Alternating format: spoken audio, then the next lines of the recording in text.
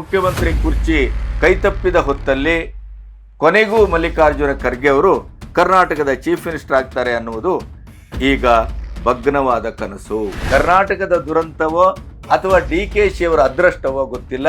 ಅಂತೂ ಡಿ.ಕೆ.ಶಿ ಅವರು ಮತ್ತೆ ಮುಖ್ಯಮಂತ್ರಿ ಕುರ್ಚಿಯ ಸನಿಹ ಬಂದು ನಿಂತಿದ್ದಾರೆ. 2 ದಿನದ ಹಿಂದಿನಿಂದ ಮತ್ತೆ ರಾಜಕೀಯ ವಲಯದಲ್ಲಿ ಕರ್ನಾಟಕದಲ್ಲಿ ಡಿ.ಕೆ.ಶಿ ಅವರ ಮುಖ್ಯಮಂತ್ರಿ ಪದವಿ, ಮುಖ್ಯಮಂತ್ರಿ ಕುರ್ಚಿಯ ಪ್ರಶ್ನೆ ಜೀವಂತವಾಗಿದೆ.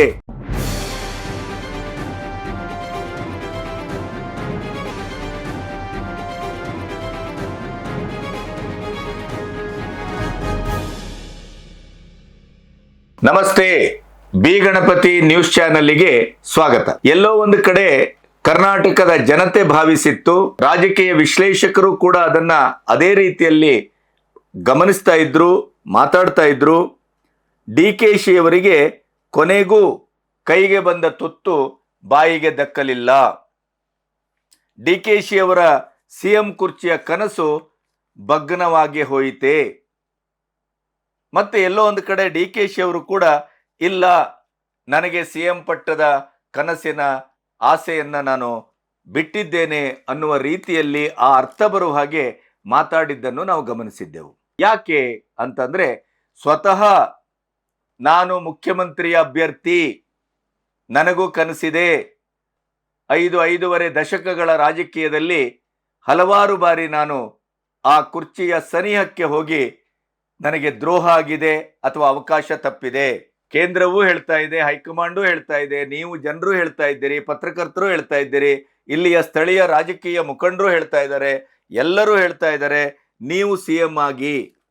ಆದರೆ ಅದಕ್ಕೆ ಕಾಲ ಕೂಡ ಬರಬೇಕು, ಅದೃಷ್ಟ ಇರಬೇಕು ಅಂತ ಇತ್ತೀಚೆಗೆ ಬಹಿರಂಗವಾಗಿ ಹೇಳಿದ ಮೇಲೆ ಎಲ್ಲ ಲೆಕ್ಕಾಚಾರಗಳು ತಲೆ ಕೆಳಗಾಗಿದ್ದುವು.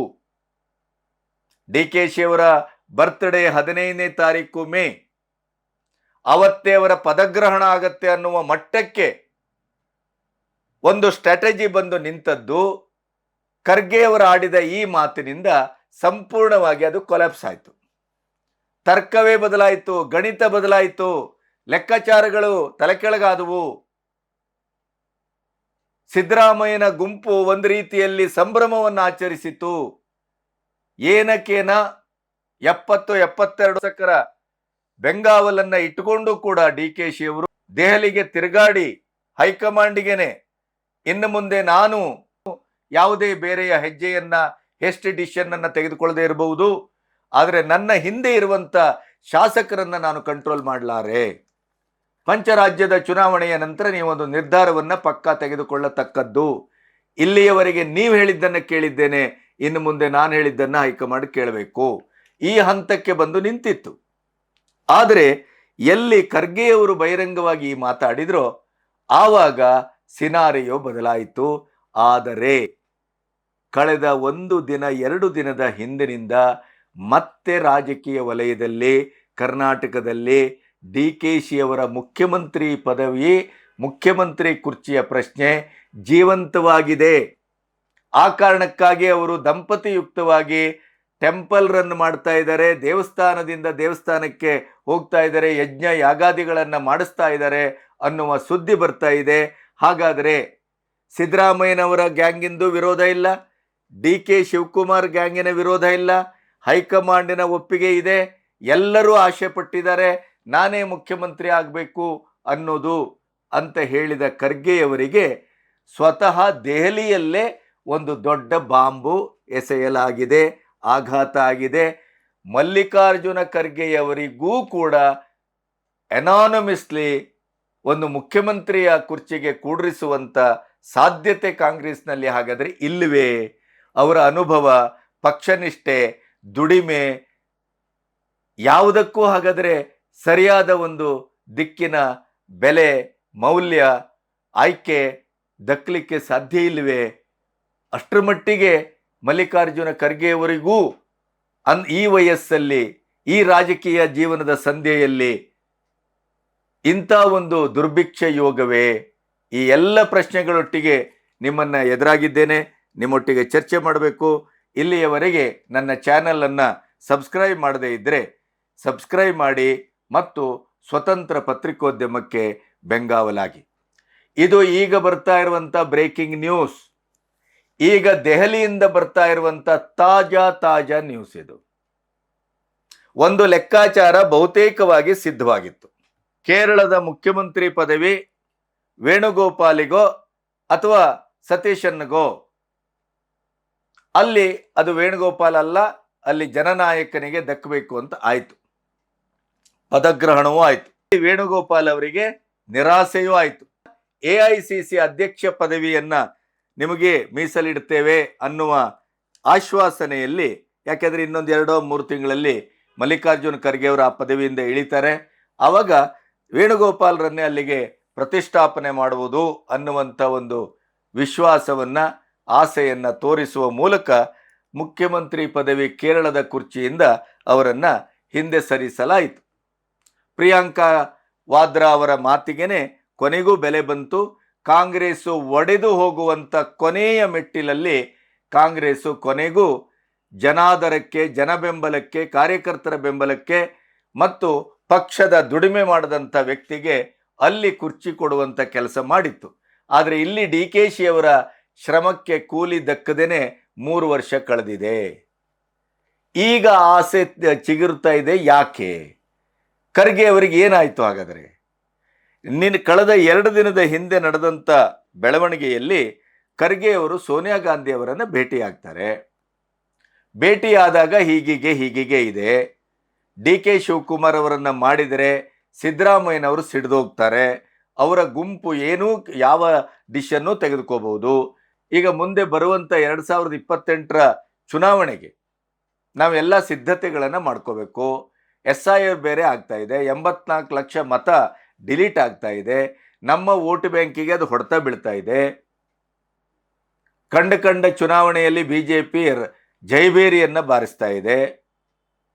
ಹೀಗಾಗಿ ನನ್ನನ್ನು ನೀವು ಮುಖ್ಯಮಂತ್ರಿ ಆಗಿಸಿದರೆ, ನಾನು ಪಕ್ಷನಿಷ್ಠನಿದ್ದೇನೆ ಅಥವಾ ಹಿರಿಯನಿದ್ದೇನೆ ಅದೆಲ್ಲ ನಿಮಗೆ ಹೇಳಬೇಕಾಗಿಲ್ಲ, ನಿಮಗೆ ಗೊತ್ತಿದೆ. ನನ್ನನ್ನು ಮುಖ್ಯಮಂತ್ರಿಯನ್ನಾಗಿಸಿದರೆ ಸಿದ್ದರಾಮಯ್ಯನವರ ಬಣವು, DKಶಿ ಬಣವು, ಎರಡೂ ಬಣವು ಸಂತುಷ್ಟವಾಗಿರುತ್ತೆ. ಬಣ ರಾಜಕೀಯ ಅಲ್ಲಿಗೆ ಕೊನೆಗೊಳ್ಳುತ್ತದೆ, ಯಾವುದೇ ರೀತಿಯ ವಿರೋಧ ಇರುವುದಿಲ್ಲ. ಆದ್ದರಿಂದ ನನ್ನನ್ನು ಮುಖ್ಯಮಂತ್ರಿ ಮಾಡಿ. ನನಗೂ ಬಹಳ ವರ್ಷಗಳಿಂದ ಅದು ಕೈತಪ್ಪಿದ ಕನಸು, ಕೈಗೆಟಕದ ಕನಸು. ನನಗೊಂದು ಕನಸು ಸಾಕಾರಗೊಂಡಂಥ ಒಂದು ಖುಷಿಯಲ್ಲಿ ಬಹುಶಃ ರಾಜಕೀಯ ನಿವೃತ್ತಿಯನ್ನು ನಾನು ಪಡೆಯಬಹುದು. ಖರ್ಗೆ ಅವರಿಗೆ ಎಷ್ಟರ ಮಟ್ಟಿಗೆ ಧೈರ್ಯ, ಎಷ್ಟರ ಮಟ್ಟಿಗೆ ಆತ್ಮಸ್ಥೈರ್ಯ, ನಂಬಿಕೆ ಅಂದರೆ, ನನ್ನ ಬಾಯಿಂದ ಇದು ಬರುವುದೇ ಹೈಕಮಾಂಡ್ ಕಾಯ್ತಾ ಇದೆ, ಸೋನಿಯಾ ಗಾಂಧಿ ಅವರು ಕಾಯ್ತಾ ಇದ್ದಾರೆ. ನನ್ನ ಬಾಯಿಂದ ಈ ವಿಷಯ ಹೊರಗೆ ಬಿದ್ದ ತಕ್ಷಣ ಹೈಕಮಾಂಡಿನ ಮೇಡಮ್ಮು ಅಸ್ತು ಅಂತಾರೆ. ಆದರೆ ಅದಾಗಲಿಲ್ಲ. ಭ್ರಮ ನಿರಸನ, ಒಳಗೊಳಗೆ 10 ಬಾಂಬ್ಗಳು ಏಕಕಾಲದಲ್ಲಿ ಸಿಡಿದ ಆಘಾತ. ಸೋನಿಯಾ ಗಾಂಧಿ ಅವರು ನೇರವಾಗಿ ನಿಮ್ಮನ್ನ CM ಮಾಡೋದಿಲ್ಲ ಅಂತ ಹೇಳಲಿಲ್ಲ. ಬಹುಶಃ ಅವರು ಹೇಳಿದ ಇರಾದೆ ಸತ್ಯವೂ ಇರಬಹುದು. ನೀವು ನಮ್ಮನ್ನ ಅನಾಥರಾಗಿಸ್ತೀರಾ, ಮೊದಲ ಉದ್ಗಾರ. ನೀವು ದೆಹಲಿಯನ್ನ ಬಿಟ್ಟು ಕರ್ನಾಟಕಕ್ಕೆ ಹೇಗೆ ಹೋಗ್ಲಿಕ್ಕೆ ಸಾಧ್ಯ? ನಿಮ್ಮನ್ನ ನಾವು ಹೇಗೆ ಕಳಿಸ್ಲಿಕ್ಕೆ ಸಾಧ್ಯ? ನಮಗೆ ನಿಮ್ಮ ಮಾರ್ಗದರ್ಶನ ಬೇಕು. ನಿಮ್ಮ ಹಿರಿತನದ ಎಲ್ಲ ಆಯಕಟ್ಟಿನ ಜಾಗದಲ್ಲಿ ನೀವಿದ್ದು ಇದನ್ನು ನಿಭಾಯಿಸಬೇಕು. ರಾಹುಲ್ ಗಾಂಧಿಯವನ್ನ ನೀವು ಪಕ್ಕದಲ್ಲಿ ಕೂತು ಅವರನ್ನ ಮುಂದುವರಿಸಿಕೊಂಡು ಹೋಗಬೇಕು, ಅವರಿಗೆ ಮಾರ್ಗದರ್ಶನ ಮಾಡಬೇಕು. ನೀವು ಮತ್ತು ವೇಣುಗೋಪಾಲ್ ಎಡಕ್ಕೆ ಬಲಕ್ಕೆ ರಾಹುಲ್ ಗಾಂಧಿಯೊಟ್ಟಿಗೆ ನಿಲ್ಲತಕ್ಕದ್ದು. ನೀವು ರಾಜ್ಯ ರಾಜಕಾರಣಕ್ಕೆ ಹೋಗಲಿಕ್ಕೆ ಸಾಧ್ಯವಿಲ್ಲ, ನೀವು ಸೆಂಟ್ರಲ್ಲಿಗೆ ಬೇಕು ನಮಗೆ ಅಂತ ಹೇಳುವ ಮೂಲಕ ಹಿರಿಯ ರಾಜಕಾರಣಿ, ಪಕ್ಷನಿಷ್ಠ, ಒಂದೇ ಒಂದು ಸಾರಿ ನಾನು ಮುಖ್ಯಮಂತ್ರಿಯಾಗಿ ರಾಜಕೀಯ ಜೀವನವನ್ನು ಕೊನೆಗೊಳಿಸ್ಕೊಳ್ಬೇಕು ಅಂತಿರುವಂಥ ಕಟ್ಟ ಕಡೆಯ ಕನಸು, ಆಸೆ ನೀರಿನಲ್ಲಿ ಹೋಮ ಆಗಿದೆ. ಸ್ವತಃ ಸೋನಿಯಾ ಗಾಂಧಿ ಅವರೇ ನಿರಾಕರಿಸುವ ಮೂಲಕ CM ಕುರ್ಚಿಗೆ ಅನಾಯಾಸವಾಗಿ, ಅವಿರೋಧವಾಗಿ, ದಲಿತಾಸ್ತ್ರದ ಮೂಲಕ, ಹಿರಿತನದ ಮೂಲಕ, ಪಕ್ಷನಿಷ್ಠೆಯ ನಿಷ್ಠಾವಂತ ಕಾರ್ಯಕರ್ತ ಅನ್ನುವ ನೆಲೆಯಲ್ಲಿ ಹಲವು ಬಾರಿ ಮುಖ್ಯಮಂತ್ರಿ ಕುರ್ಚಿ ಕೈತಪ್ಪಿದ ಹೊತ್ತಲ್ಲಿ ಕೊನೆಗೂ ಮಲ್ಲಿಕಾರ್ಜುನ ಖರ್ಗೆ ಅವರು ಕರ್ನಾಟಕದ ಚೀಫ್ ಮಿನಿಸ್ಟರ್ ಆಗ್ತಾರೆ ಅನ್ನುವುದು ಈಗ ಭಗ್ನವಾದ ಕನಸು. ಯಾಕೆ ಹೀಗಾಗ್ತಾ ಇದೆ ಮಲ್ಲಿಕಾರ್ಜುನ್ ಖರ್ಗೆ ಅವರಿಗೆ? ಸೋನಿಯಾ ಗಾಂಧಿ ಅವರು ಹಾಗಾದರೆ ಮಲ್ಲಿಕಾರ್ಜುನ್ ಖರ್ಗೆ ಅವರನ್ನ ತಡೆದದ್ದು ರಾಹುಲ್ ಗಾಂಧಿ ಅವರಿಗೆ ಮಾರ್ಗದರ್ಶನಕ್ಕೆ ಬೇಕು ಅನ್ನುವ ಒಂದೇ ಕಾರಣವೋ, ಅಥವಾ ತಾನು ಕೊಟ್ಟ ಮಾತು ಡಿ ಕೆ ಶಿವಕುಮಾರ್ ಅವರಿಗೆ ಟ್ರಬಲ್ ಶೂಟರ್, ಆಯಕಟ್ಟಿನ ಜಾಗದಲ್ಲಿ ಹೆಗಲಿಗೆ ಹೆಗಲು ಕೊಟ್ಟು ತಲೆಗೆ ತಲೆ ಕೊಟ್ಟು ಧನಬಲದಿಂದ ಮತ್ತು ತೋಳುಬಲದಿಂದ ರಾಜಕೀಯ ಚಾಣಾಕ್ಷತೆಯಿಂದ ತನ್ನನ್ನು ಕಾಪಾಡಿದಂಥ ಒಬ್ಬ ನಿಷ್ಠಾವಂತ ಕಾರ್ಯಕರ್ತ, ನಾಯಕ, 136 ಸೀಟು ಬರಲಿಕ್ಕೆ ಕಾರಣವಾದಂಥ ಧೀಮಂತ ಹೋರಾಟಗಾರ, ಅವರಿಗೆ ನಾನು ಕೊಟ್ಟ ಮಾತನ್ನು ತಪ್ಪಿದರೆ ಡಿ ಕೆ ಶಿವಕುಮಾರ್ ಭವಿಷ್ಯದ ನಾಯಕ. ಎಲ್ಲಾದರೂ ಹೆಚ್ಚು ಕಮ್ಮಿ ಆದರೆ ಕರ್ನಾಟಕದಲ್ಲಿರುವಂಥ ಕಾಂಗ್ರೆಸ್ಸಿನ ಚರಿಷ್ಮಾ, ಅಧಿಕಾರ, ಮುಂದೆ ಬರುವ ಸಾಧ್ಯತೆ ಎಲ್ಲವೂ ಕಂಪ್ಲೀಟ್ ಆಗಿ ಅದು ಭಗ್ನಗೊಳ್ಳುತ್ತದೆ, ಸುಟ್ಟು ಭಸ್ಮ ಆಗತ್ತೆ. ಆದ್ದರಿಂದ ಯಾವುದಾದ್ರೂ ದಾರಿಯಲ್ಲಿ ಡಿ ಕೆ ಶಿವಕುಮಾರನ್ನೇ ಪ್ರತಿಷ್ಠಾಪಿಸಬೇಕು ಅನ್ನುವ ಅವರ ಒಳ ಇರಾದೆಯೇ ಮಲ್ಲಿಕಾರ್ಜುನ್ ಖರ್ಗೆ ಅವರನ್ನ, ಅವರ ಹಿರಿತನ, ಮಾರ್ಗದರ್ಶನ, ರಾಹುಲ್ ಗಾಂಧಿ ಅವರ ಅಕ್ಕಪಕ್ಕದಲ್ಲಿ ನೀವು ಇರಬೇಕು, ದೆಹಲಿಯಲ್ಲಿ ನಿಮ್ಮ ಅಗತ್ಯ ಇದೆ, ದೇಶಕ್ಕೆ ನಿಮ್ಮ ಅಗತ್ಯ ಇದೆ ಅನ್ನುವಂಥ ಕಾರಣ ಕೊಟ್ಟು ಅವರನ್ನು ಮೌನವಾಗಿಸಲಾಗಿದೆ ಮತ್ತು ಆ CM ರೇಸಿಂದ ಅವರನ್ನು ಹಿಂದಕ್ಕೆ ಕರೆಯಲಾಗಿದೆ ಅನ್ನುವಂಥ ವ್ಯಾಖ್ಯಾನ ನಡೀತಾ ಇದೆ. ಆ್ಯಕ್ಚುಲಿ 2009 ಬಳಿಕ ಅವರನ್ನು ಕೇಂದ್ರ ರಾಜಕಾರಣಕ್ಕೆ ಕಳಿಸಲಾಯಿತು. JDS ಇಂದ ಯಾವತ್ತು ಸಿದ್ದರಾಮಯ್ಯನವರು ಕಾಂಗ್ರೆಸ್ಸಿಗೆ ಬಂದರೋ ಮಾಸ್ ಲೀಡರ್ ಆಗಿ ಅವರ ಆ ಪ್ರಭಾವದ ನೆಲೆಯಲ್ಲಿ ಇಲ್ಲಿ ಮಲ್ಲಿಕಾರ್ಜುನ್ ಖರ್ಗೆ ಅವರಿಗೆ ಉಸಿರು ಕಟ್ಟಬಹುದು ಅನ್ನುವ ನೆಲೆಯಲ್ಲಿ ಅವರನ್ನು ಕೇಂದ್ರಕ್ಕೆ ಆಹ್ವಾನಿಸಿ AICC ಅಧ್ಯಕ್ಷತೆ ಇತ್ಯಾದಿ ಮಾಡಲಾಯಿತು. ಇನ್ನು ಮಲ್ಲಿಕಾರ್ಜುನ ಖರ್ಗೆ ಅವರ ನತದೃಷ್ಟದ ಇತಿಹಾಸ ಹೇಗಿದೆ ಅಂದರೆ, ಹಿಂದೆ 2004ರಲ್ಲಿ JDS ಮತ್ತು ಕಾಂಗ್ರೆಸ್ಸು ಸಮ್ಮಿಶ್ರ ಸರ್ಕಾರ ಆಗಬೇಕಾದಾಗ ಆವಾಗ ನಿರ್ಣಾಯಕವಾದಂಥ ಹಂತ ಮತ್ತು ಆಯ್ಕೆಯ ಸಂಪೂರ್ಣವಾದಂಥ ಒಂದು ಶಕ್ತಿ ಯಾರಿಗಿತ್ತು ಅಂದರೆ ದೇವೇಗೌಡರಿಗಿತ್ತು. ಸೋನಿಯಾ ಗಾಂಧಿ ಅವರು ದೇವೇಗೌಡರ ಮಾತನ್ನು ಕೇಳುವಂಥ ಅನಿವಾರ್ಯದಲ್ಲಿದ್ದರು. ಆವಾಗ ಮಲ್ಲಿಕಾರ್ಜುನ ಖರ್ಗೆ ಅವರನ್ನು ಮಾಡಬೇಕು ಅನ್ನುವಂಥ ಸಂದರ್ಭ ಬಂತು SM ಕೃಷ್ಣನ್ ನಂತರ. ಆದರೆ ಆವಾಗ ಸಮ್ಮಿಶ್ರ ಸರ್ಕಾರದ ಸಂದರ್ಭದಲ್ಲಿ ದೇವೇಗೌಡರೇ ನಿರ್ಣಾಯಕವಾಗಿ ನಿಂತಿದ್ದರಿಂದ ಧರ್ಮಸಿಂಗ್ ಬರಬೇಕಾಯಿತು. ಅಲ್ಲಿ ಕೂಡ ಯಾವುದೋ ಒಂದು ದೇವೇಗೌಡರ ರಾಜಕೀಯ ಷಡ್ಯಂತ್ರಕ್ಕೆ ಬಲಿಯಾದರು ಮಲ್ಲಿಕಾರ್ಜುನ ಖರ್ಗೆ. ಧರ್ಮಸಿಂಗ್ ಜಾಗದಲ್ಲಿ ದೇವೇಗೌಡರು ಮಲ್ಲಿಕಾರ್ಜುನ ಖರ್ಗೆ ಅವರನ್ನು ತರುವುದನ್ನು ತಡೆದರು.